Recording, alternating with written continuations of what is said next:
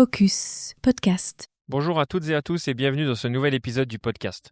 Aujourd'hui, on va parler de santé, mais pas la santé manger-bouger, ni la santé manger 5 fruits et légumes par jour.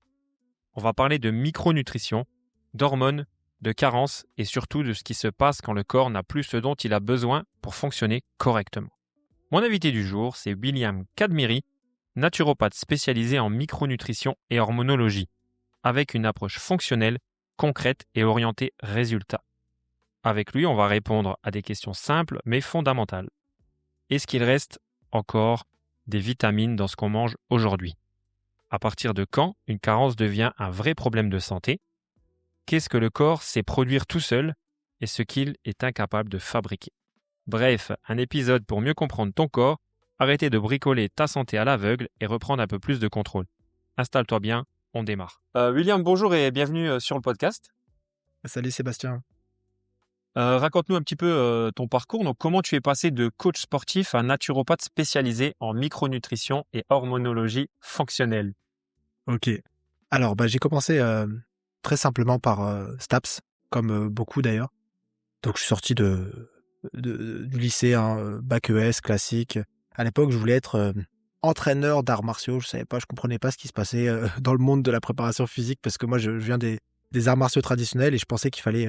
Je pensais qu'on pouvait gagner sa vie en étant entraîneur, sauf que c'était de l'associatif, évidemment que j'ai compris rapidement qu'il fallait aller plutôt vers la préparation physique.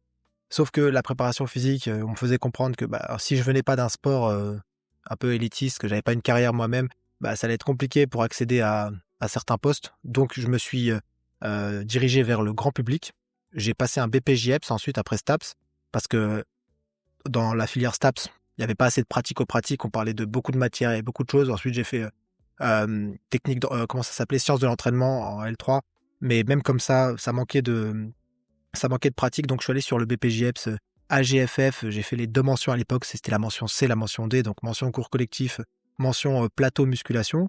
J'ai travaillé pendant 8-9 ans en tant que coach sportif. Et pendant cette période-là, je commençais à comprendre qu'il me manquait des billes, clairement. Il me manquait beaucoup d'outils pour pouvoir accompagner au mieux. Et le profil que je coachais le plus, c'était des femmes qui pouvaient d'ailleurs se permettre de payer un coach et qui voulaient souvent perdre du poids ou qui étaient fatiguées. C'était souvent de la remise en forme. Et ce qui me manquait, c'était l'aspect nutrition. Et à l'époque, donc, je commençais à m'intéresser à la santé, à la nutrition, alors avec des lectures, tout ça.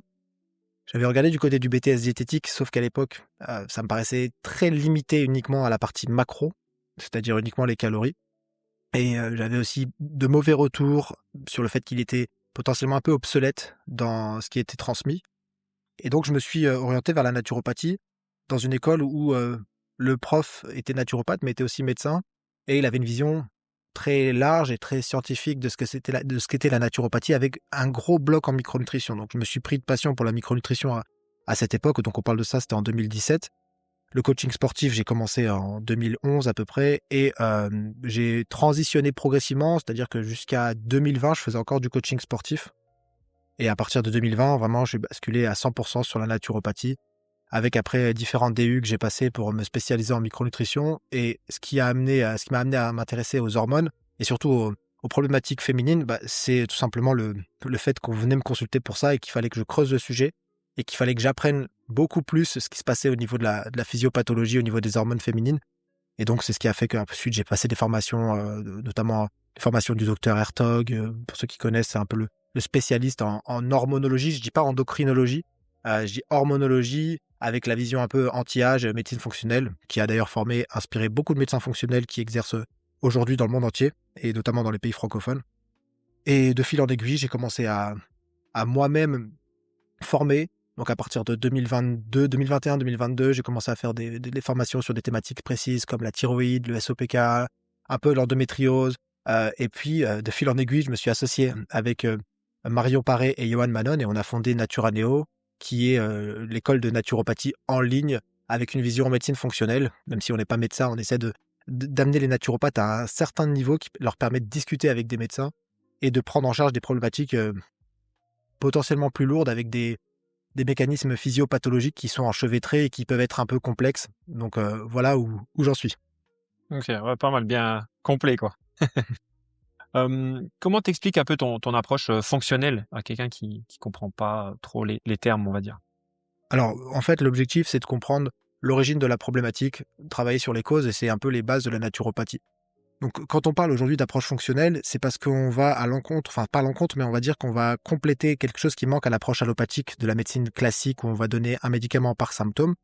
Mais cette vision-là, on l'a depuis toujours dans la naturopathie. On prône l'analyse des causes, on va mettre en évidence l'origine de la problématique, et puis on se base sur sur les travaux d'Hippocrate qui disait que il fallait chercher la cause des causes des maladies. En fait, finalement, on n'en avait jamais fini parce que il peut y avoir des causes qui sont parfois même émotionnelles, parfois spirituelles, hein, qu'on y croit ou qu'on n'y croit pas. En tout cas, c'est là. Et cet objectif, c'est de lier les différentes fonctions, de comprendre les mécanismes de manière holistique. C'est-à-dire que, prenons l'exemple d'un trouble digestif. Un trouble digestif, si on regarde ça via la médecine, via le prisme allopathique moderne, parce que c'est très récent qu'on fonctionne comme ça, bah, on va donner un antisymptomatique, on va donner un médicament pour l'estomac, on va donner un médicament pour les intestins. Si on essaie de travailler avec une vision globale, une vision holistique, une vision fonctionnelle, bah, on va essayer de comprendre pourquoi la digestion ne fonctionne pas bien. Ça peut avoir un lien avec le système nerveux, ça peut avoir un lien avec certaines hormones, ça peut avoir un lien avec certaines allergies, etc., etc. Il y a plein de mécanismes. Il peut y avoir des carences nutritionnelles qui rentrent là-dedans, il peut y avoir de l'inflammation. Et on va essayer de comprendre la problématique. Alors, on n'est pas tout puissant, mais on essaie d'avoir une lecture un peu plus complète que simplement un symptôme, un médicament. Ouais, tu vas chercher vraiment plus large, quoi. On va chercher plus large, ça nous oblige à nous intéresser à différents systèmes et à du coup moins nous spécialiser, contrairement à un médecin allopathique. Et il faut de la médecine allopathique, bien évidemment, où là, on va zoomer avec le microscope à fond sur une problématique, et donc ça donne tout un tas de spécialités. Il y a le gastro-entérologue, il y a les pathologues, il y a celui qui s'occupe du foie, du pancréas. Il y a un médecin par organe, par système, et ils sont extrêmement spécialistes dans leur domaine, mais ils oublient la vision d'ensemble. Et le corps, c'est pas juste un ensemble d'organes, c'est un système, c'est un écosystème. C'est facile à comprendre quand on comprend, je sais pas, quand on s'intéresse à l'astrologie, ou quand on s'intéresse à l'astronomie, pardon. On comprend qu'il y a des systèmes qui fonctionnent entre eux. Bah, c'est un peu pareil à l'échelle de l'individu, avec les différents systèmes, avec les cellules qui s'organisent. Et quand on a une vision très parcellaire, très réductionniste, avec juste un organe, une problématique, alors oui, ça permet de faire des choses extrêmement pertinentes et pointues en termes de chirurgie, etc. Mais malheureusement, pour les problématiques chroniques, et aujourd'hui, c'est ça les grosses problématiques auxquelles on est confronté, parce que la mortalité dans le monde, en tout cas dans nos pays développés, c'est les maladies cardiovasculaires, c'est les cancers, c'est les maladies inflammatoires, c'est des problématiques qui s'installent sur des années et qui sont en lien avec le mode de vie, qui sont en lien avec tout un tas de paramètres. Et ça, bah, on peut pas l'étudier en regardant un seul organe. Exactement. Mais toi, donc, tu conjugues naturopathie, micronutrition et hormonologie. Est-ce que ces trois mondes se chevauchent ou est-ce que tu vois trois angles différents vraiment de la santé? Non, disons que il y a en naturopathie, il y a un principe, c'est le principe de l'hygiénisme, qui veut que, en mettant le corps dans les meilleures conditions, il s'autorégule. Et ça, c'est quelque chose qui est essentiel, et il faut continuer à avoir la santé de ce point de vue. Mais le problème, c'est que ça ne doit pas nous empêcher d'utiliser de la thérapie, du symptomatique, avec la vision peut-être un peu plus médecine fonctionnelle, où on va interagir avec certaines choses, certains mécanismes. On va être un peu plus interventionniste. Et en fait, pour moi, c'est extrêmement complémentaire. Et donc, ça va se combiner plus que se chevaucher. Ok. Pour toi, c'est quoi la micronutrition fonctionnelle par rapport à juste une bonne alimentation? Alors, le mot fonctionnel, c'est vrai qu'on le met un peu à toutes les sauces aujourd'hui. Ouais, c'est vrai, c'est pour ça que je reviens un peu là-dessus. Ouais. Ouais, j'ai bien vu. T'insistes sur le mot fonctionnel. En fait, si on comprend que voilà, c'est plutôt réductionnisme versus holisme. Et si on a compris que voilà, il y avait une vision, on va segmenter une vision globale, bah, la médecine fonctionnelle, c'est un peu cette vision globale. Donc, la micronutrition, on peut faire de la micronutrition avec une vision symptomatique, où on va donner un micronutriment pour régler une problématique, et on peut le faire de manière plus globale. Je pense qu'il faut associer les deux. Et excuse-moi, ta question, c'était quoi déjà? Qu'est-ce que la micronutrition fonctionnelle? Ouais, c'est ça. Voilà.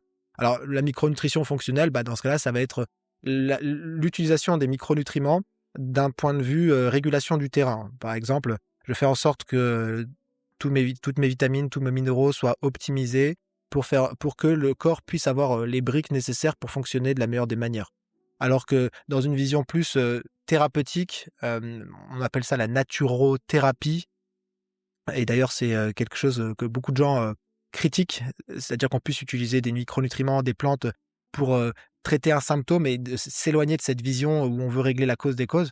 Pour moi, les deux doivent se complémenter. La naturothérapie, on va utiliser par exemple des grosses doses de vitamine C en cas d'infection. C'est ponctuel, c'est pour lutter contre une infection, ça évite de passer par une antibiothérapie potentiellement quand c'est bien pris, quand c'est pris tôt dans l'infection. Et voilà, il y en a plein des exemples comme ça. On peut utiliser des plantes pour des effets spécifiques avec des principes actifs, mais ça ne doit pas nous empêcher d'avoir cette vision terrain, c'est-à-dire essayer de régler le problème à l'origine. Ouais, c'est vraiment, on va dire, comme tu parles de terrain, c'est mettre le terrain pour que le corps fonctionne de façon optimale, tout simplement. C'est ça, tu as un potager, tu fais en sorte que la terre soit arrosée, qu'elle soit exposée au soleil, lui apporter de l'engrais, lui apporter les bons nutriments, tu vois. C'est le même principe. Ok. Est-ce que l'approche que tu utilises remplace un médecin ou est-ce que c'est complémentaire? Alors évidemment que c'est complémentaire et qu'on n'a pas la prétention de remplacer un médecin. Et après, remplacer quel médecin? Est-ce qu'on parle d'un médecin qui fait de la médecine allopathique pure et dure ou est-ce qu'on parle d'un médecin qui travaille à 360 avec une vision fonctionnelle? C'est pas la même chose. Et si on parle du médecin allopathe, lui, il va travailler sur l'urgence médicale. Il va travailler sur le symptôme parce que on n'est pas tout puissant avec la phyto. Il faut des médicaments dans certains cas pour corriger certains symptômes qui doivent être tempérés le temps de travailler sur les causes. Et c'est toujours une question de où est-ce qu'on met le curseur et quel est le point de non-retour. Est-ce qu'on a atteint le point de non-retour où la médication elle est indispensable? Et heureusement qu'il y a des médicaments. Le truc, c'est que les médicaments, la médecine allopathique n'est pas optimisée pour traiter les maladies chroniques. Donc, évidemment que c'est complémentaire et que, en fait, moi, je travaille avec différents médecins et j'envoie mes consultants vers ces médecins-là quand je sais qu'ils ont besoin d'un traitement, quand je sais qu'il y a besoin d'avoir un diagnostic, quand je sais qu'il faut que le médecin mette sa patte d'allopathe. Donc, Ouais, c'est quand toi, tu complémentaire. sais qu'il y a tes limites, tu sais que Bien sûr, tu n'as pas de mal à orienter, quoi. exactement. Et en fait, il faut juste pas avoir d'ego. Parce que ce qu'on peut aussi nous reprocher, et je le comprends tout à fait, et c'est vrai, c'est ce syndrome du sauveur et ce syndrome de toute puissance qu'on pourrait avoir quand on débute en se disant « Ah mais ça marche, ça marche, ah c'est génial, en fait on peut tout guérir ». Mais en fait non, il y a plein de choses qui sont potentiellement guérissables naturellement, mais pour lesquelles la personne n'a pas les ressources pour y arriver, ou comme je l'ai dit, elle est peut-être arrivée à un point de non-retour qu'il faut qu'elle passe par le système allopathique, le système classique. Donc, c'est quelque chose qui est complémentaire absolument et ça, faut le répéter. Donc, il faut connaître nos limites, savoir quand est-ce qu'il faut réorienter. Pour autant, c'est pas parce qu'on connaît nos limites qu'il faut qu'on se bride à faire que du conseil basique d'hygiène de vie, quoi. Parce qu'il y a pas Oui. mal de choses qu'on peut faire naturellement avec la micronutrition, avec la phyto, et on peut aller quand même assez loin. Ok, bon, ça, on y reviendra un petit peu plus loin. On va parler un petit peu alimentation, compléments alimentaires, hormones, tout ça. J'avais une petite question. Les légumes du supermarché, est-ce qu'il y a encore des vitamines dedans ou mieux vaut-il se tourner vers tout ce qui est bio, local ou même voire congelé? Alors, la question du bio, du local, pour moi, c'est un non-sujet. C'est juste évident que dans un aliment biologique, il y aura toujours plus de vitamines, beaucoup moins de pesticides, même s'il peut y avoir des pesticides parce que ça dépend du bio, ça dépend de est-ce que c'est dans l'Europe, tout le monde n'a pas les mêmes normes selon les pays. Donc, c'est un non-sujet. Évidemment qu'il vaut mieux manger bio, qu'il vaut mieux manger encore mieux local, sans pesticides. Alors, le label bio, tout le monde ne peut pas l'avoir. Pour autant, ça ne veut pas dire que tout le monde met des pesticides. Donc ça, c'est évident qu'il y a beaucoup plus de vitamines, beaucoup plus de nutriments dans l'agriculture biologique et beaucoup moins de pesticides. Je dis moins, il n'y a pas zéro pesticide, mais il y en a moins. Donc, c'est évident qu'il faut, dans la mesure du possible, aller vers ça. Maintenant, est-ce que la priorité, c'est d'aller vers ça pour tout le monde? Selon moi, non, parce qu'il y a différentes étapes. Personne qui ne mange pas de légumes, qui ne mange pas de fruits, qui a une alimentation ultra transformée, la première étape, c'est d'aller vers les fruits et les légumes, qu'ils soient bio ou non. Et après, on peut gravir des échelons comme ça, selon la cohérence de ce qu'on a déjà mis en place. J'aime bien prendre un exemple, j'en ai parlé hier lors d'un live. Les gens se posent en ce moment la question des parasites, ils veulent se détoxifier absolument. Est-ce que la personne, elle fait ses 10 000 pas par jour? Est-ce qu'elle dort ses 8 heures par nuit? Est-ce qu'elle mange correctement, équilibré, sans parler de biologique? Déjà, si elle fait ça, elle peut se poser ensuite la question de « Ok, je vais déparasiter, je vais penser aux métaux lourds, etc. » Mais les gens, ils ont besoin de sensationnel, ils ont besoin de trucs un peu à la mode. Donc tout de suite, ils vont vers les trucs les plus nouveaux avec les nouvelles méthodes parce que c'est pas amusant d'être régulier dans l'activité physique, d'être régulier dans son hygiène de sommeil, dans son hygiène dans les relations qu'on entretient. Tu vois, ça fait moins vendre, évidemment. Oui, il faut commencer par le basique, comme tu dis, voilà, manger correctement, bouger, une bonne hydratation, un bon sommeil, être juste bien déjà dans ses baskets, c'est déjà pas mal. Et après, voilà, il faut commencer à voir peut-être un petit peu plus loin avant de vouloir se détoxifier de tous ces parasites et ondes T'as des tout à fait, téléphones et autres. c'est ça. Donc tu parles d'alimentation équilibrée. Malgré ça, beaucoup de gens sont quand même carencés en micronutriments. Comment tu l'expliques? Alors, l'alimentation, si on reprend l'exemple des fruits et des légumes, aujourd'hui, il y a une agriculture intensive qui fait que les sols sont complètement lessivés. Ils sont labourés, il y a de la monoculture et ils sont lessivés, il n'y a plus de micronutriments, il n'y a plus suffisamment de micronutriments dans la terre. Et donc, ça, c'est plus un secret. Il y a déjà depuis au moins une vingtaine d'années, on avait mis en évidence avec l'étude Suvimax l'importance des carences, des déficits, que ce soit les vitamines, les minéraux dans la population française. C'était déjà énorme, mais c'était il y a 26 ans, même plus, il y a une trentaine d'années. C'est une grosse étude qui sert encore de référence pour pouvoir mettre en évidence les carences, les déficits dans les populations générales. Et donc, oui, l'alimentation moderne contient beaucoup trop peu de nutriments pour pouvoir couvrir nos besoins optimaux. Et là, je fais la différence entre les besoins essentiels et les besoins optimaux. Besoin essentiel, c'est ce qui nous permet de ne pas développer la maladie pour laquelle la vitamine, par exemple, a été étudiée initialement. Par exemple, la vitamine C, c'est le scorbut. Bon, sans parler de développer le scorbut, une personne qui a des taux de vitamine C faibles, qui n'a pas d'apport suffisant, elle ne va pas forcément développer le scorbut, quoique on a des cas de scorbut qui reviennent en France J'allais dire, récemment.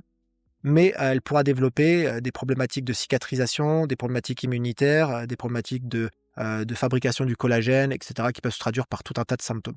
Donc, il y a la question, et ça, c'est aussi une grosse discussion entre la médecine allopathique qui a tendance à critiquer le fait que non, les gens ne sont pas carencés, parce qu'en fait, ils ont un axe de lecture qui correspond aussi à leur vision très urgence de la maladie. Et c'est une déformation professionnelle, parce qu'un médecin, quand il fait des études de médecine, il aborde des sujets qui sont en lien avec la survie et il voit sur une échelle de temps potentiellement de quelques jours à quelques semaines, voire quelques mois. La maladie, c'est ça, c'est de l'aigu. Dans des problématiques chroniques, on parle en mois, en années, et les déficiences, elles peuvent être modérées et ça peut largement suffire pour faire en sorte que le corps n'ait pas toutes les briques qu'il faut pour pouvoir fonctionner de manière optimale. C'est tellement facile à comprendre quand on observe la nature. Quelqu'un qui fait des plants de tomates, et d'une année sur l'autre, il n'a pas travaillé la terre de la même manière. Il y a une année, il va peut-être faire 2 tomates, et il y a une année où il va avoir, je sais pas, tellement de tomates qu'il va en donner à ses voisins. Et c'est un peu pareil. Il y a ce principe d'économie en quelque sorte. On peut survivre, mais pas forcément avec tout l'optimum. Un autre exemple, pourquoi il y a des populations qui ont une densité osseuse beaucoup plus importante, avec une taille bien plus importante que d'autres populations qui survivent, mais survivent avec des tailles plus basses, avec des densités osseuses plus faibles. C'est la disponibilité minérale dans les premières années de la vie. Donc la disponibilité en calcium, en minéraux, etc., qui fait que le corps va être plus ou moins dans l'économie. Et c'est pour ça qu'on voit d'ailleurs des populations qui sont normalement traditionnellement plus petites, quand elles émigrent dans des pays où il y a des ressources caloriques abondantes, des ressources micronutritionnelles abondantes, les gens sont plus grands. Les gens sont plus grands. Et on le voit d'ailleurs, par exemple, les populations maghrébines. Je dis ça parce que moi, mon père est marocain. Et la taille moyenne des Maghrébins de la nouvelle génération en France, par exemple, est plus importante que celle des Marocains qui restent au Maroc, qui naissent au Maroc, etc. Alors, avant, en tout cas. Donc, il y a une augmentation de la croissance par le fait qu'il y a plus de minéraux à disposition. Et c'est pareil avec les populations asiatiques. Enfin, il y a tout un tas de modifications qui se font comme ça avec la ressource minérale qu'on a dans les premières années de notre vie.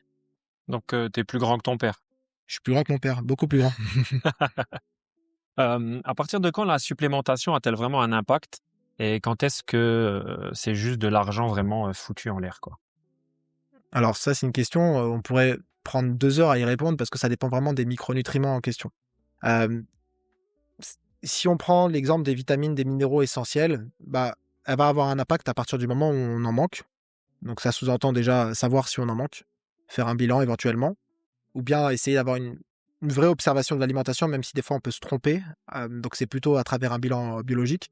Complémenté de manière intelligente, avec des formes disponibles et avec des doses cohérentes, là on met pas son argent, on jette pas son argent par la fenêtre. Par contre, quand on prend des compléments alimentaires potentiellement au hasard, alors je parle pas de tous les compléments alimentaires et je vais modérer mes propos, mais prenons un exemple, un complément, je sais pas, à la mode, bah, on se supplémente parce qu'on a vu du marketing, le complément est pas bien formulé, on n'est pas sur les bonnes doses, là peut-être qu'on va jeter son argent par la fenêtre, oui. Donc il y a la question de la qualité, il y a la question des besoins individuels. Maintenant, il y a des grandes tendances, ça ne veut pas dire que tout le monde a besoin, mais il y a des grandes tendances sur les oméga 3, sur la vitamine C, sur l'iode, sur la vitamine D, sur le magnésium, sur le fer chez les femmes, à condition d'être carencé et faire un bilan pour le mettre en évidence. Donc, il y a des grandes tendances, mais on ne peut pas faire de généralité.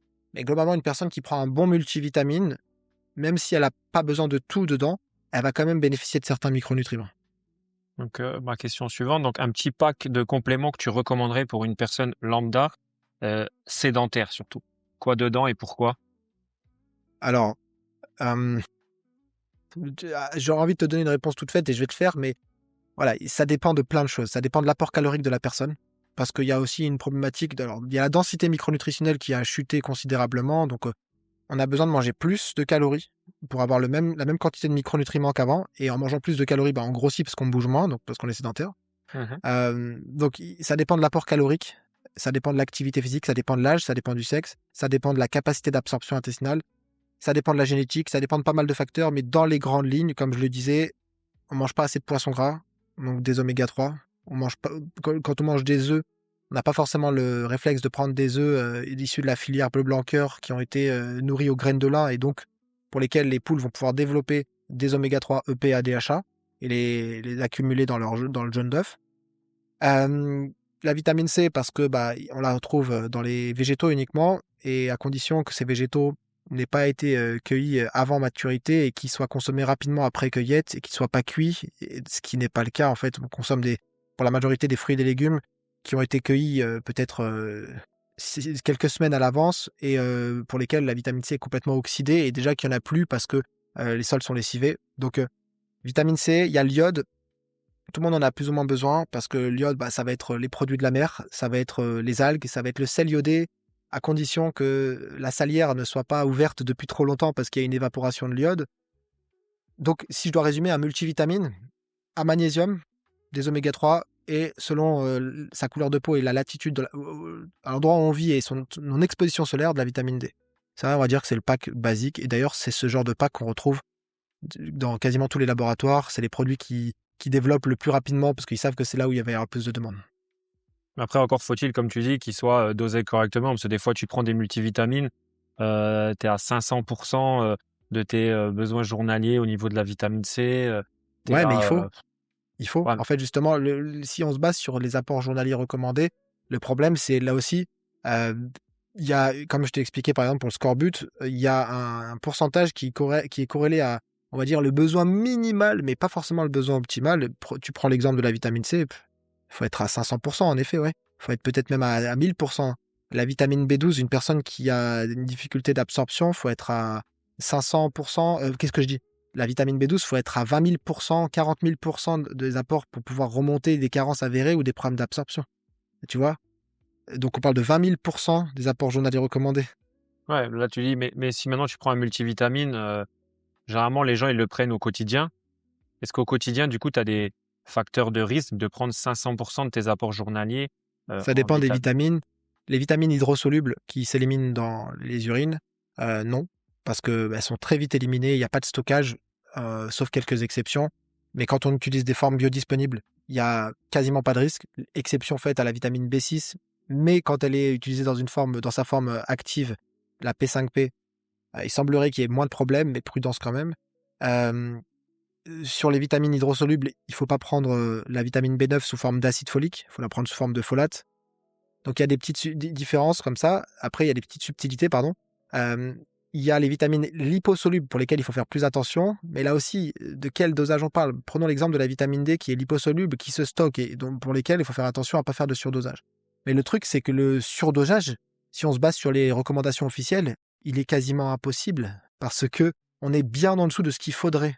Les recommandations officielles pour les adultes, pour la vitamine D, on est à peu près, je crois, c'est 600 UI par jour. Sachant que pour remonter une carence, pour un adulte, je sais pas, de 70 kilos, il faudrait plutôt entre 3000 et 5000, voire même 6000, 7000 par jour. Donc tu vois, c'est 10 fois plus qu'il faudrait juste pour remonter un taux. Et pour entretenir le taux, il faudrait peut-être 5 fois plus que l'apport journalier recommandé. Et tout le temps. Ok. Donc il y a une vraie problématique. Et après, pour rassurer les gens, c'est que les multivitamines en Europe, la législation fait que, en tout cas en France, c'est impossible de dépasser, c'est impossible de s'intoxiquer si on respecte les Les dosages, posologies. ouais. Et c'est d'ailleurs trop souvent insuffisant. Et c'est aussi pour ça qu'il y a des réflexions, des critiques qui sont faites sur la micronutrition, c'est que ça marche pas quand on utilise des dosages trop faibles. Et tu vas Ouais, aux faut États-Unis, vraiment pas avoir peur d'y aller, ça quoi, on va dépend. dire. Bah, Oui, ouais, enfin, ça tout dépend. dépend, oui, tout dépend le caractère de la personne, bien Ça évidemment. dépend, Oui, ça dépend du micronutriment, ça dépend de la forme qui est utilisée. Il y a la question des excipients. C'est surtout aux États-Unis qu'on utilise des doses énormes dans les compléments alimentaires. On peut en acheter sur iHerb, donc il y a des gens qui se fournissent sur iHerb, qui achètent des compléments qui viennent des États-Unis, avec des formulations qui sont pas superbes, avec des doses énormes, parce que c'est pas du tout les mêmes législations. Alors, les Américains, ils sont pragmatiques. Quand il y a quelque chose qui marche, ils le mettent partout. Mais du coup, bah, c'est pas forcément individualisé.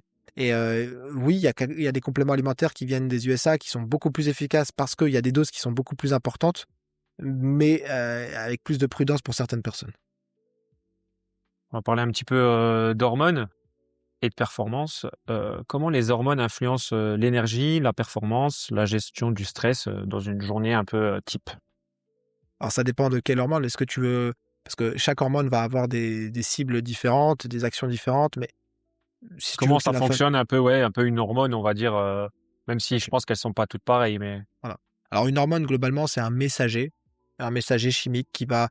alors, il y a différentes communications, je vais pas revenir là-dessus parce que ça va être un peu complexe, mais dans l'idée, c'est que c'est une communication, il y a une glande qui fabrique une hormone. Prenons l'exemple des testicules qui fabriquent la testostérone. La testostérone va circuler dans le sang et va aller vers des tissus cibles qui vont recevoir le message de l'hormone et ensuite vont engranger une réaction, par exemple l'anabolisme musculaire. Mais la testostérone ne se limite pas à ça, bien sûr. Et donc, chaque hormone a énormément de fonctions différentes, mais après, il y a des fonctions principales pour lesquelles les hormones sont connues. Si tu parlais de l'énergie, bah, il y a les hormones thyroïdiennes, il y a les hormones surrénaliennes, notamment le cortisol. Il y a indirectement l'insuline parce qu'elle permet de faire rentrer le glucose dans la cellule, donc elle participe à l'utilisation du glucose pour pouvoir fabriquer de l'énergie. Euh, il y a les neurotransmetteurs qui vont jouer un rôle dans l'énergie. Il y a les hormones sexuelles aussi qui vont jouer un rôle dans l'énergie, dans la motivation, dans la capacité à entreprendre. Il y a beaucoup de choses qui sont en lien avec... il y a beaucoup de paramètres énergétiques qui sont en lien indirectement avec les hormones sexuelles. Mais voilà, dans les grandes lignes. Après, tu m'as posé beaucoup de questions. Tu m'as parlé du stress, etc. Comment elle joue. Là, c'est un cours d'endocrinologie et ça peut prendre beaucoup de temps. Donc peut-être des questions plus ciblées si tu veux que j'y réponde parce que sinon, je peux partir dans tous les sens. ok, ça marche.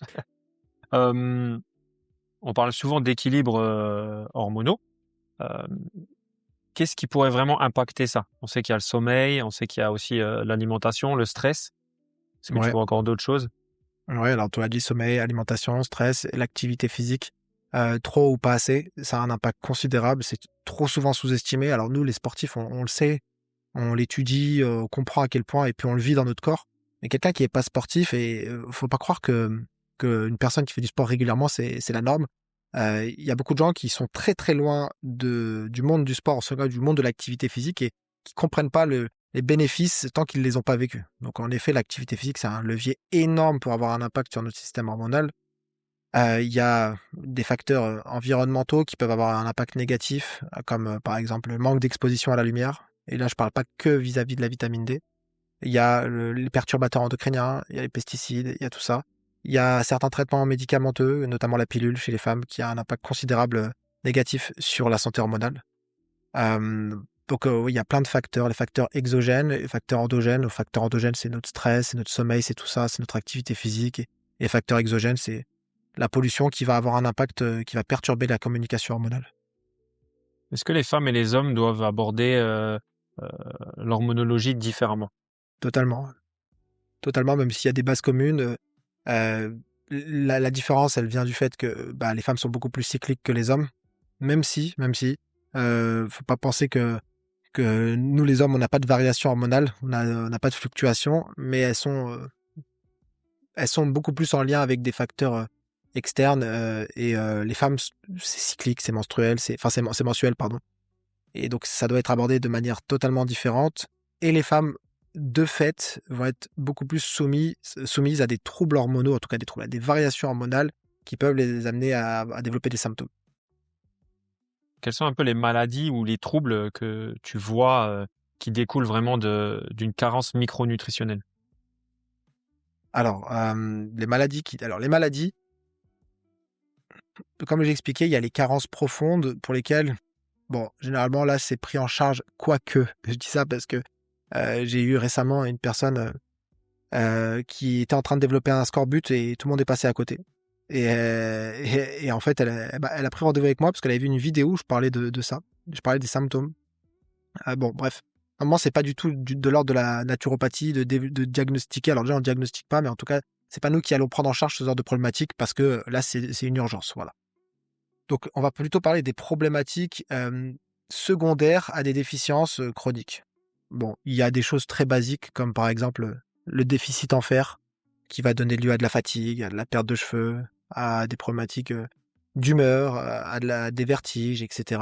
Sans être anémié, parce que les médecins ils vont s'y intéresser quand l'anémie, qui est finalement un peu la conséquence ultime de la carence en fer, va s'installer. Sauf qu'avant de développer une anémie, on peut passer des années, voire toute sa vie en carence en fer. Et donc, ça donne, voilà, comme j'ai expliqué, fatigue, vertige, perte de cheveux, mais ça peut donner tout un tas d'autres problématiques, des problèmes de peau, des problèmes d'irritabilité, des troubles du sommeil, des problèmes de gestion de l'appétit. Enfin, il y a beaucoup de choses qui peuvent découler de tout ça.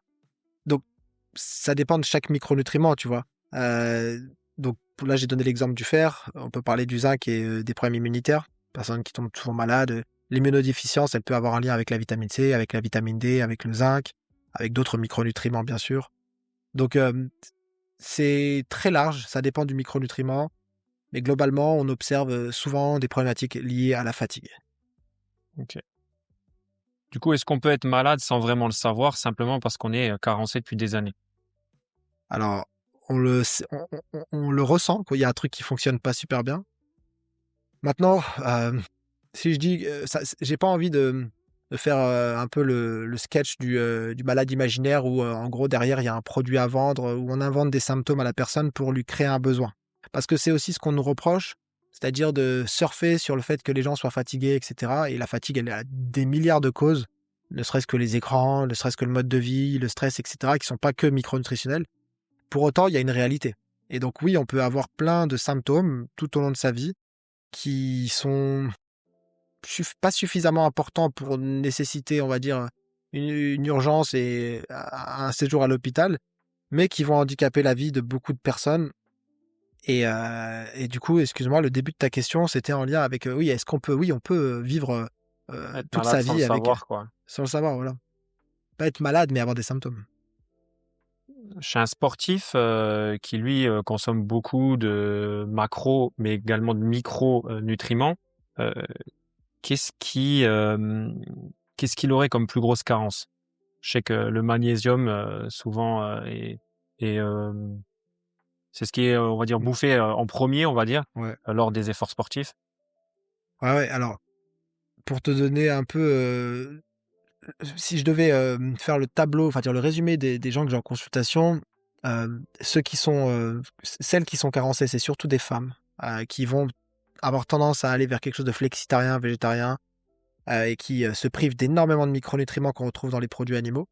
Et les profils pour lesquels j'observe le moins de carence, c'est les musculeux. Parce qu'il y a une culture du complément alimentaire depuis très longtemps. Et d'ailleurs, les compléments alimentaires, aujourd'hui, tout le monde prend du magnésium, tout le monde prend de la vitamine B6, etc. Enfin, la vitamine B6, c'est pas le bon exemple, mais tout le monde prend du zinc, tout le monde prend des oméga 3. Les premiers à en avoir parlé, à l'époque, c'était les Rudy Koya, c'était les Frédéric Delavier, c'était tous ceux qui étaient dans le monde de la musculation. Moi, le premier bouquin de micronutrition que j'ai ouvert, c'était celui de Lavier sur les compléments alimentaires.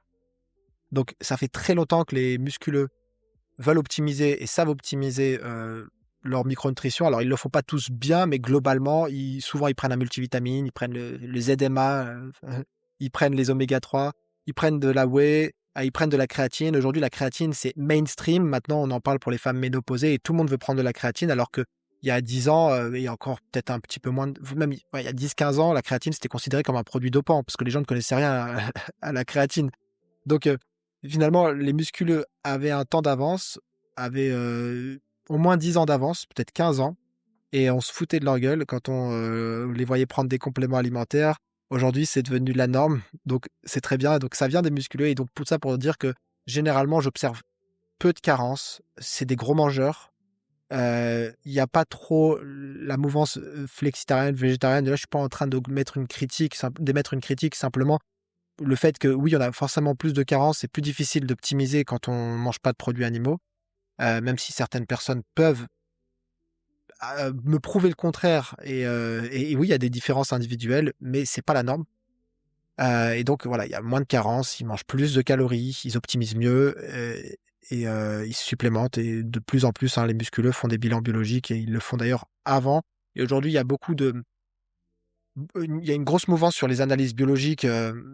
Moi d'ailleurs, j'ai beaucoup participé au développement de Lucis, Lucie, qui est aujourd'hui un peu qui va arriver en tout cas à être un mastodonte sur la biologie préventive. Et en fait, Lucis, ça vient des sportifs. Ça vient du milieu du Aerox, etc., du CrossFit. Enfin, en tout cas, c'est les sportifs qui ont commencé vraiment à utiliser ça. Ok. C'est quoi ça, Lucie? Ouais, LUCIS, Lucy Life, c'est une méthode, pardon, c'est une entreprise qui propose de faire des analyses biologiques complètes à moindre coût. Quand je dis à moindre coût, on parle d'un gros pack de 110 marqueurs biologiques.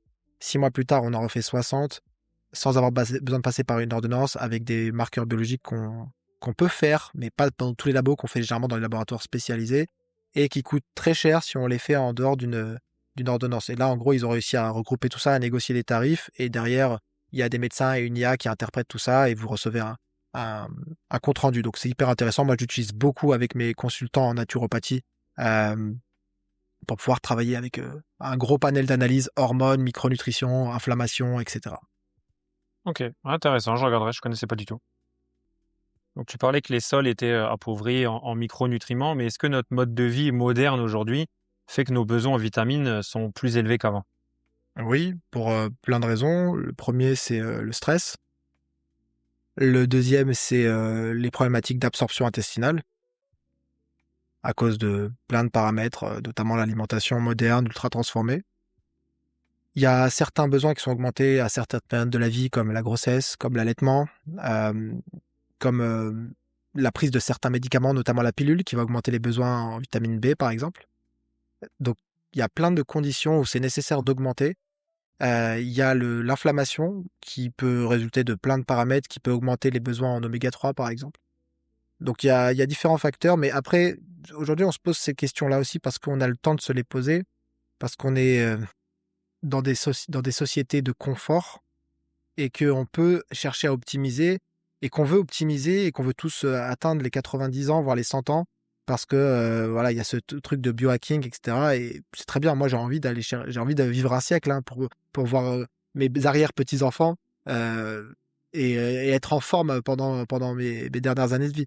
Et donc ça, c'est permis parce que on est dans une société de confort, et qu'on n'a pas des bombes qui tombent au-dessus de nos têtes, qui serait notre priorité numéro une. Tu vois, donc on a le temps d'aller faire des bilans, d'optimiser, etc. Et donc, voilà, c'est une philosophie un peu différente. Oui, l'air a beaucoup changé. C'est sûr, quand tu parles avec nos parents, voire même nos grands-parents, tu leur parles de micronutrition, ils n'avaient pas le temps. C'était, ils mangeaient un bout de pain, ils mangeaient ce qu'ils avaient, et puis C'est paf, ils ça. repartaient travailler, quoi. Et puis même, nos grands-parents, quand ils étaient plus jeunes, c'était aussi la question de est-ce qu'ils allaient pouvoir manger à leur faim tout le temps. Oui, avec les périodes de guerre, etc. Ouais, c'était Mm. totalement différent que nous. Ouais. Oui, comme tu dis, on est un peu, pas qu'on a que ça à faire, mais voilà, pas loin. Moi, ce que j'aime bien dire, c'est on a le temps d'aller se tailler la barbe chez le barbeur, tu vois. Ouais, bah, c'est vrai. Déjà, quand tu as le temps d'aller chez le barbeur pour aller te faire tailler la barbe, c'est que t'as pas trop de problèmes. Non, c'est que tout va bien dans ta vie, quoi. Mm. Euh, parce qu'on parle beaucoup aussi de telle vitamine fonctionne avec telle vitamine, etc. Est-ce que tu as certaines vitamines ou minéraux qui fonctionnent en synergie et qui deviennent vraiment inefficaces si l'une ou l'autre viennent à manquer? Ouais, il y en a beaucoup. Les plus connus, ça va être la nécessité à apporter du magnésium pour activer la vitamine D. Alors, ça ne veut pas dire qu'on doit l'apporter en même temps, mais en tout cas, il ne faut pas être carencé en magnésium. Il y a des synergies, par exemple, entre le fer non héminique qu'on va retrouver dans les végétaux et la vitamine C qui permet d'augmenter son absorption. Il y a les interactions qu'il faut connaître aussi entre certains minéraux qu'il ne faut pas prendre en même temps parce qu'ils pourraient ils pourraient s'antagoniser, pardon, au niveau de l'intestin, au niveau de l'absorption. Il y a des synergies qui sont pas indispensables, mais qui permettent de renforcer l'action de tel ou tel nutriment. Par exemple, on va prendre des différents antioxydants en même temps pour essayer d'avoir une capacité antioxydante augmentée. Il y a l'importance de consommer certains micronutriments avec, par exemple, des lipides pour augmenter leur absorption. C'est notamment le cas des vitamines liposolubles ou certains composés lipophiles comme le coenzyme Q10. Donc, il y a des synergies qu'on peut faire qui ne sont pas indispensables, mais qui permettent d'optimiser, de renforcer l'action. Et ça, on pourrait passer aussi des heures parce que ça dépend du pôle qu'on voudrait chercher à optimiser. Je peux te donner un exemple rapide. Si quelqu'un veut optimiser sa glycémie, si une personne a une problématique de résistance à l'insuline, on peut utiliser certains phytonutriments comme la berbérine et on peut combiner ça avec l'acide alpha-lipoïque ou du magnésium, qui est d'ailleurs un insulinosensibilisateur dont on ne parle pas suffisamment souvent. Ok. Ouais, c'est assez complexe, hein. Ouais, c'est complexe. C'est pour ça que, tu sais, quand tu me poses ces questions-là, j'essaye d'ouvrir ma boîte à micronutrition dans ma tête en me disant de quoi je vais parler. Il y a tellement d'exemples possibles.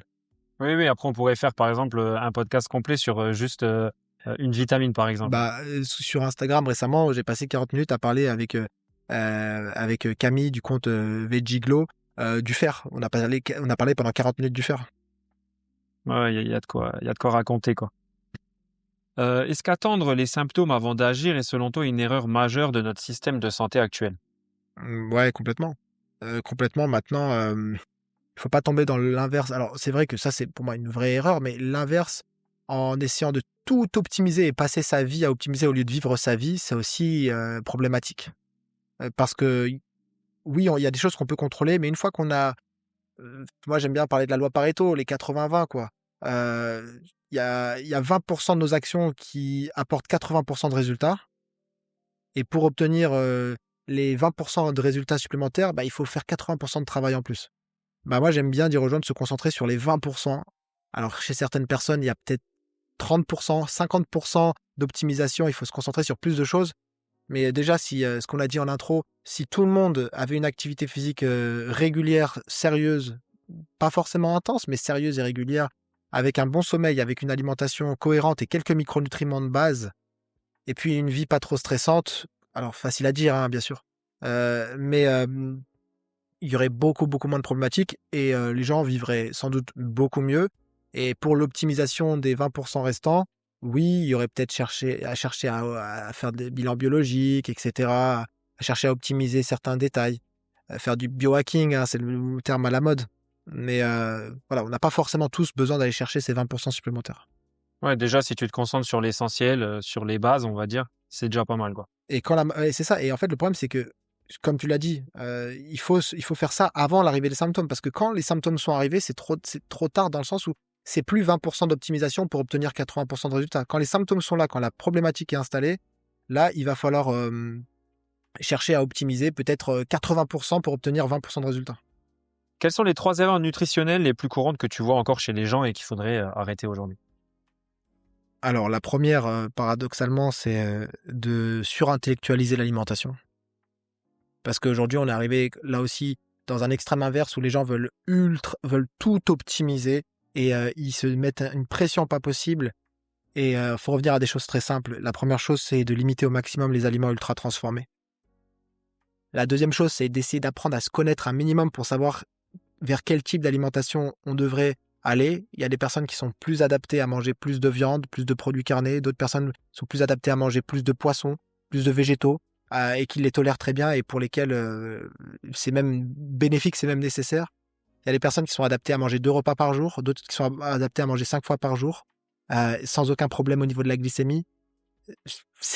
En fait, on veut copier le modèle de l'autre, du voisin, sauf qu'on a tous une génétique différente, on a un contexte de vie différent, on n'a pas les mêmes besoins. Et la plus grosse erreur, c'est de vouloir déjà trop se prendre la tête, comme je l'ai dit, manger trop d'aliments transformés. La troisième, du coup, c'est de vouloir copier un régime tout prêt. Ouais, ce qui est valable pour ton voisin ou ton copain, c'est pas la même chose pour toi, quoi. C'est pareil pour la musculation, hein. Quand tout le monde ne va pas faire du squat complet et performer, et tout le monde ne devrait pas forcément faire du squat cul par terre, quoi. Exact. 3 choses que chacun peut faire dès demain matin, après avoir écouté le podcast, pour booster sa santé micronutritionnelle. Alors, essayez de manger brut au maximum, parce que en mangeant brut, on conserve beaucoup plus de micronutriments. Manger brut, c'est aussi essayer de préparer soi-même ses aliments pour essayer de surveiller déjà les additifs, surveiller la friture, les types de cuisson, les huiles qu'on va mettre pour la cuisson. Tout ça, donc, c'est passer plus de temps dans la cuisine. Le deuxième axe, ce serait de manger plus de protéines animales. Dans la grande majorité des cas, pas pour tout le monde, mais dans la grande majorité des cas, et varier ses sources de protéines animales. Ne pas manger que de la viande musculaire, manger des abats aussi. Varier, manger des abats. Essayer de reproduire un peu le régime qu'avaient nos grands-parents, voire même nos arrière-grands-parents, avec de la moelle de temps en temps, du foie, des bouillons, des poissons gras, des œufs entiers, des produits laitiers en fonction de sa tolérance digestive, en fonction de sa tolérance au lactose et en fonction des allergies. Et après, ça c'est un autre sujet, il y a la question de la qualité des produits laitiers, du type de produits laitiers, mais bon. Ouais. Mais globalement, ce serait ça. Manger potentiellement pour la majorité des gens, pas pour tout le monde, mais pour la majorité des gens, plus de protéines animales de bonne qualité. Tu m'en as demandé 3 conseils, et puis la troisième, c'est de commencer à supplémenter sur les micronutriments de base. Dernière question, parce que c'est vrai qu'on pourrait parler pendant des heures, mais bon, après, tu m'as dit que tu étais occupé aussi. Une chose un peu surprenante que la plupart des gens ignorent sur leurs hormones. Un truc un peu farfelu que tu as en tête, que tout le monde ignore. Alors là, je vais parler aux hommes. Le fait que notre taux de testostérone pour un homme de 25 ans équivaut à peu près à un taux de testostérone d'un homme de 70 ans né dans les années 50. Ouais, D'ailleurs, ça, ça, j'en ce avais serait déjà entendu parler, ouais, c'est complètement fou. Ouais. Ouais, et de se dire que en fait, on est complètement vidé de notre substance, de notre semence. On a beaucoup moins de testostérone qu'avant. Dû à quoi? Dû aux perturbateurs endocriniens, dû à la prise de poids, l'obésité, la sédentarité, aux carences micronutritionnelles aussi.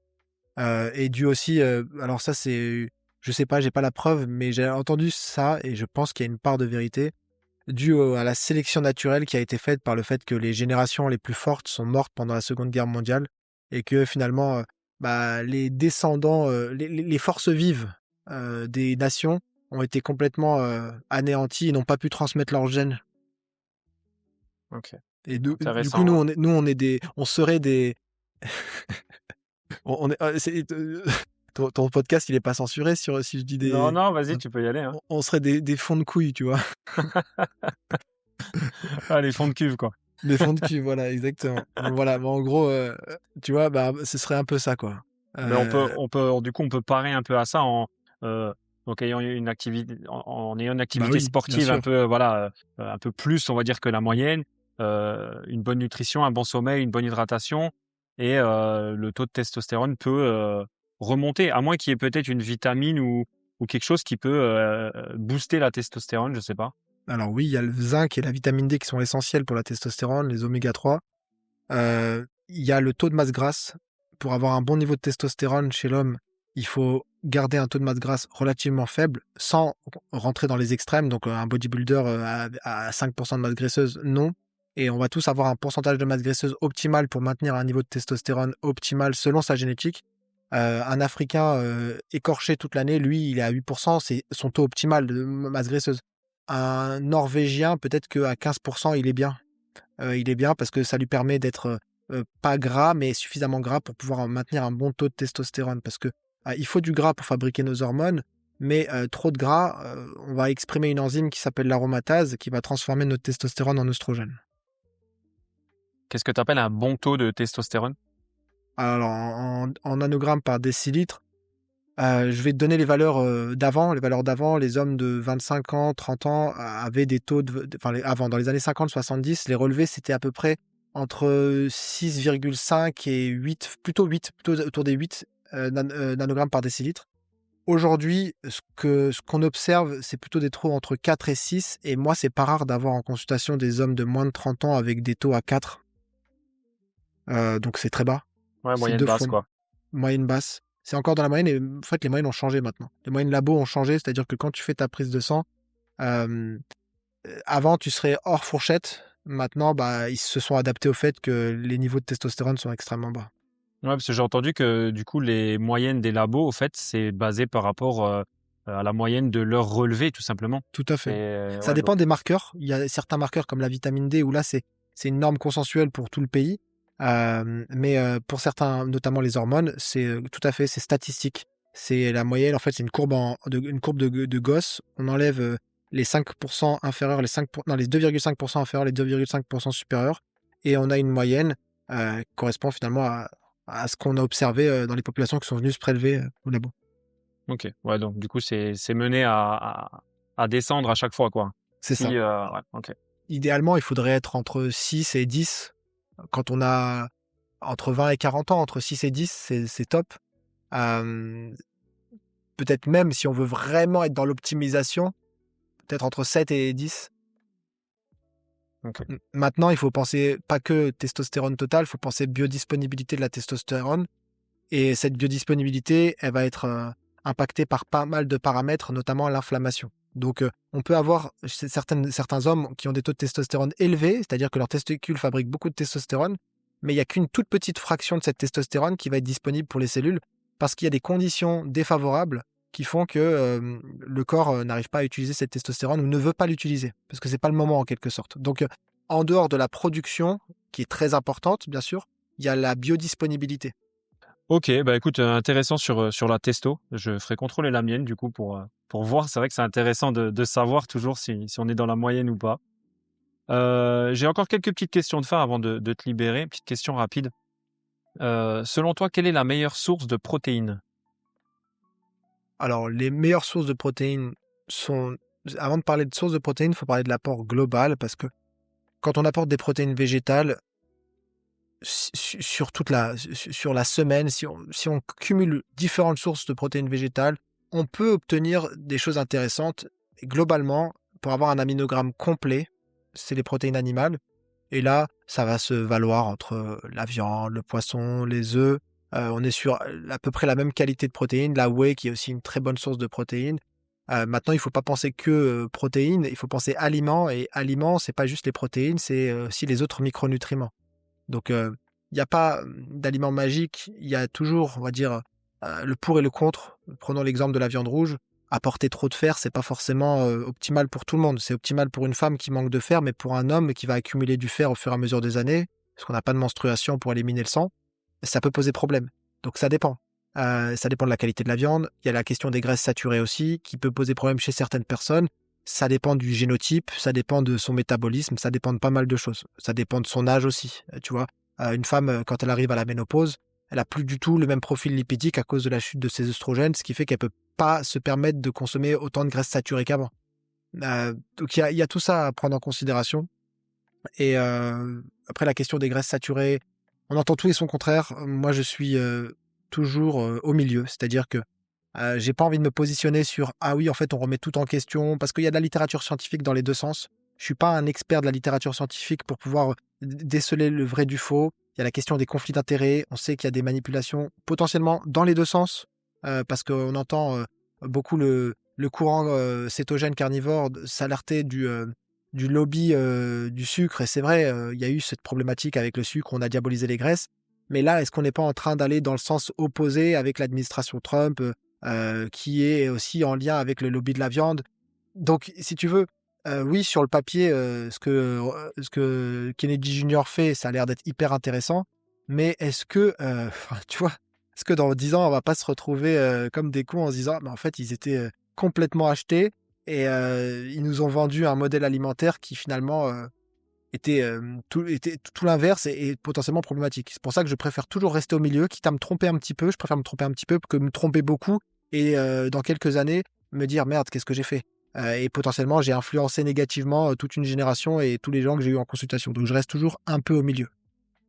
Oui, et puis en fait, de toute façon, comme tu as dit, il faut trouver son alimentation et ce qui nous convient à nous dans tous les cas. C'est ça. Et ça dépend de plein de paramètres et notamment notre génétique. Quel est le meilleur aliment le plus dense en micronutrition pour toi? Alors, c'est pas En pour moi. micronutriments, pardon. Micronutriments, c'est pas pour moi. Ça, c'est les chiffres. Hein, c'est les abats. Les abats, le foie surtout. Mais le foie contient aussi beaucoup de vitamine A. Donc, ne vous amusez pas à en consommer tous les jours. Ok. Parce que Donc la tout ce vitamine qui est... A en excès est toxique pour le foie notamment. Ok. Donc tout ce qui est abat, Ouais, ça les donne le abats. plus de nutriments. Ok. Si tu ne devais garder qu'un seul complément alimentaire. Bonne question. Dans mon cas, personnellement, si je devais garder qu'un seul complément alimentaire, alors si je te dis un multivitamine ultra complet, bah, c'est pas un seul complément alimentaire, donc ça Du compte coup, pas. ouais. J'habite au Portugal. L'exposition solaire, ça va. Les oméga 3, ça va. Le magnésium, je dirais le magnésium. Je dirais le magnésium. Pourquoi? Parce que l'activité physique fait qu'il y a une déplétion importante. J'ai pas envie de me goinfrer de noix de cajou pour pouvoir obtenir suffisamment de magnésium. Enfin, on n'en trouve pas que dans les noix de cajou. Mais je dirais le magnésium. Parce que le reste, je peux l'avoir facilement avec un petit peu de travail au niveau de l'assiette. Ok, intéressant. Si tu devais donner un seul conseil bien-être qui va au-delà du sport et du monde de la nutrition, ce serait quoi? Le sommeil. Je t'ai dit quoi avant de faire le podcast? C'était l'heure de Que ma tu allais sieste. faire une petite sieste, ouais. Voilà, le sommeil, clairement. En tout cas, moi, c'est le truc le plus important que j'observe pour mon énergie, pour mes prises de décision, pour mes relations sociales. Je suis un ours quand j'ai pas dormi, je suis de mauvaise humeur et je prends pas les bonnes décisions et je m'alimente pas correctement et j'ai pas envie de faire du sport. Tu tournes à combien d'heures de sommeil par jour à peu près? En ce moment, je suis en dessous de ce que je devrais, mais il me faut 7h30 minimum, 7h30 à 8h et puis une sieste de 20 à 30 minutes. Ok, ou correct. Correct. Ouais, non, mais justement, c'est correct parce que j'ai un bon rythme, mais à une époque, il me fallait 9h, 9h, 10h même. Parce que je me couchais trop tard, parce que j'avais un sale rythme. Donc avec un bon rythme, c'est ce qui me permet d'être en forme. Je me réveille sans réveil le matin, donc c'est parfait. Top. Est-ce que tu as une citation ou une phrase motivante qui t'inspire? Ouais. Incarner ce qu'on prône. Et ça, c'est ce qui manque beaucoup dans le monde de la nutrition, dans le monde de la naturopathie, dans le monde de tout ça, c'est que on va donner des conseils parce que ça fait joli sur les réseaux sociaux, mais on les applique pas à soi-même. Donc avant de donner des conseils, appliquez-les. Alors dans la mesure du possible, hein, bien sûr, si je dis à une femme de remonter ses œstrogènes, je vais pas m'appliquer ses conseils. Ouais, non, ça c'est sûr. Que donnerais-tu comme conseil au toi d'il y a 10 ans? Ouais, je dirais continue comme ça parce que j'ai fait des erreurs, mais j'ai appris de ces erreurs. Donc je pense que il fallait passer par tout ça. Je dirais non. Ouais, fais des enfants plus tôt. Si, ouais, fais des enfants plus tôt. T'as Parce que quel les âge? enfants, ça m'a mis. J'ai 35 ans. Ok. J'ai eu des enfants à 29 et 30 ans, mais 28 et 30 ans. Mais j'aurais bien aimé les avoir plus tôt pour me mettre le coup de boost qu'elles m'ont mis, mes filles. C'est-à-dire que ça a été un game changer, le fait de les avoir par rapport à toutes mes prises de décision, par rapport à plein de choses, par rapport à la discipline, par rapport au travail, par rapport à mes objectifs, que ce soit des objectifs personnels, familiaux, etc. Et le fait d'avoir des enfants, tu arrêtes de vivre pour toi, parce que moi, à la base, je suis un flemmard. Et si tu me dis, ouais, tu te satisfais de ça, tu vas au soleil. Alors moi, il me faut juste du soleil, la plage, et en vrai, ça va, et du sport, une salle de sport. Et je peux vivre toute ma vie comme ça, sans aucun problème. Mais du coup, le fait d'avoir des enfants, ça te donne des objectifs et tu te transcendes, en fait. Ok, ouais, j'ai pas d'enfant moi, donc du coup, c'est vrai que je comprends pas tout ça encore. Où te vois-tu dans 10 ans? Où je me vois dans 10 ans, où j'aimerais me voir, j'aimerais que l'école qu'on développe, Natura Neo, ait pris beaucoup de place, pas de manière hiérarchique, pas pour avoir le monopole, mais pour inspirer le plus de naturopathes possible et vraiment former cette nouvelle génération et voir cette nouvelle génération exercer, etc. et avoir en quelque sorte mis un peu mis une trace dans la naturopathie francophone grâce à ce que j'ai fait, ce qu'on a fait, enfin, ce qu'on a fait. Et puis voilà, puis toujours une vie simple. Tu sais, moi, je suis quelqu'un d'assez simple. Ce qui compte, c'est avoir du temps avec mes enfants et faire quelque chose que j'aime et aider les gens. Et voilà, Une vie simple, quoi. une vie simple. J'ai des objectifs financiers. J'ai des Ouais, comme objectifs tout le monde, financiers, comme tout le comme monde. tout le monde. Mais ces objectifs financiers, c'est pas pour nourrir. Je vais pas m'acheter une Lamborghini, tu vois. C'est vraiment parce que derrière, c'est quoi? C'est le confort de vie, c'est le temps que je vais pouvoir allouer encore plus à mes enfants, c'est leur permettre d'avoir une vie, une vie épanouie, etc. C'est vrai qu'aujourd'hui, on cherche beaucoup à avoir du temps, de l'argent aussi, certes, mais c'est vrai qu'avoir un confort de vie, c'est juste déjà avoir du temps pour soi, pour ses proches. Et c'est vrai que ça, c'est le top, quoi. Complètement, c'est le plus important. Est-ce que tu as un projet perso ou pro en cours? Ouais. Perso et pro. Alors perso et pro, moi maintenant je fais plus la différence. C'est-à-dire, enfin quoique, si perso, j'ai envie de faire un 10 km en moins de 40 minutes. Ambitieux, ok. Ouais, et pro, pro c'est Natura Neo. C'est les accompagnements 360 que je suis en train de développer avec deux autres naturopathes, Aurore Bernard et Louise Pasquier, au travers de ma communauté. Et c'est quelque chose qu'on va lancer dans pas longtemps. Donc j'aimerais que ça marche, pas parce qu'il y a pas pour avoir de la demande, dans le sens où il y a de la demande, il y a énormément de demandes, mais j'aimerais faire quelque chose. En fait, je suis en train de faire une sorte de clinique de médecine intégrative en ligne, où les Ok. gens arrivent avec leur naturopathe, leur coach sportif. Ils ont un coach sportif qui leur est alloué. Ils ont une sage-femme qui est là avec nous pour chapeauter tout ça. Donc je sais que ça va marcher, mais j'ai envie que ce soit aux petits oignons, tu vois. Ouais, bah après, quand on a un projet, c'est toujours, on veut que ce soit le top du top, hein. C'est pour Voilà, sortir quelque exactement. chose approximatif. Bon, je comprends. La dernière question, est-ce que tu as une recommandation de personne pour un futur podcast? Dans quel domaine? C'est la question. Tous les domaines. Ok, j'en ai beaucoup. Parce que si c'est la partie naturo, micronutrition, médecine fonctionnelle, j'ai des dizaines et des dizaines de noms à te proposer. Est-ce que tu veux quelque chose qui soit plus en lien avec l'activité physique? Moi, c'est vraiment sport, santé, bien-être, donc Anaïs Gautron. J'ai fait des podcasts avec elle récemment. Elle est au top. C'est une sportive. C'est une ancienne. Je dis ancienne, elle en pratique encore, mais elle faisait beaucoup de crossfit à une époque. Elle habite à San Francisco. Elle est francophone. Et elle s'occupe. On a un peu la même niche, c'est-à-dire qu'on s'occupe des femmes qui ont des troubles hormonaux. Mais du coup, tu pourras peut-être beaucoup plus parler de ce sujet-là. ok. Ouais, bah en plus, justement, je cherche. Ouais, ok. Parfait. Anaïs Gautron. Ok, bah je Et note. ton audience, elle est plutôt masculine ou plutôt féminine? Écoute, il y a un peu des deux. Franchement, ça tourne un peu sur les deux. Ça dépend, on va dire, le podcast La sur question. quoi il est orienté. Ouais.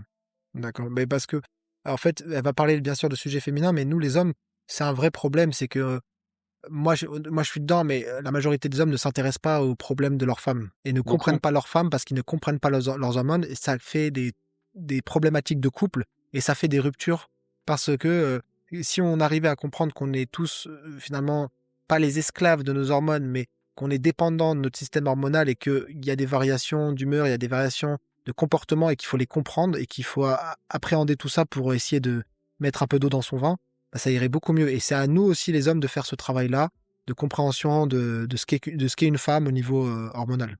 Ouais, j'en avais parlé justement avec Gaël Baldassaré qui a créé Kiffe ton cycle et qui, justement, on avait parlé de période menstruelle. Et elle disait justement que oui, il y a beaucoup d'hommes qui comprennent pas et qu'on a un rôle à jouer là-dedans, tout simplement, hein. Ouais, complètement.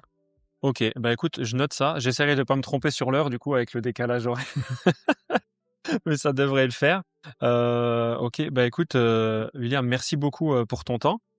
Eh Et ben, puis, merci. C'est bizarre parce que d'habitude, j'aime bien me reposer les questions à la personne, sauf que c'est toi l'intervieweur, mais à chaque fois, j'ai envie de te demander, et toi, et toi, et toi, c'est quoi tes projets, et toi, c'est quoi ton conseil? bah écoute, on va en parler si tu veux On, en privé, il n'y a pas de problème. on t'a déjà interviewé? On m'a déjà... Non, alors interviewé, non, mais c'est vrai qu'à la fin du podcast, j'avais enregistré avec un ami et qui m'a aussi posé justement une question où j'avais débriefé un petit peu là-dessus. Ouais, C'était sympa, hein. on fera un podcast dans l'autre sens alors. Ah si, quand tu veux, pas de Ok. problème. Bah écoute, merci beaucoup, puis à bientôt alors. Je t'en prie, merci. Ciao, ciao. Si tu devais retenir qu'une seule chose de cet épisode, c'est peut-être celle-ci. La santé ne se perd pas du jour au lendemain, elle s'abîme lentement par accumulation de manque. Merci à William pour cet échange clair, sans bullshit, et surtout applicable à la vraie vie. Si cet épisode t'a aidé à comprendre ton corps un peu mieux, partage-le, parle-en autour de toi, parce que l'information juste, au bon moment, ça peut vraiment changer une trajectoire de santé. On se retrouve très vite pour un prochain épisode, et d'ici là, tu connais la devise, on reste focus et on enclenche le changement. À plus, bye bye.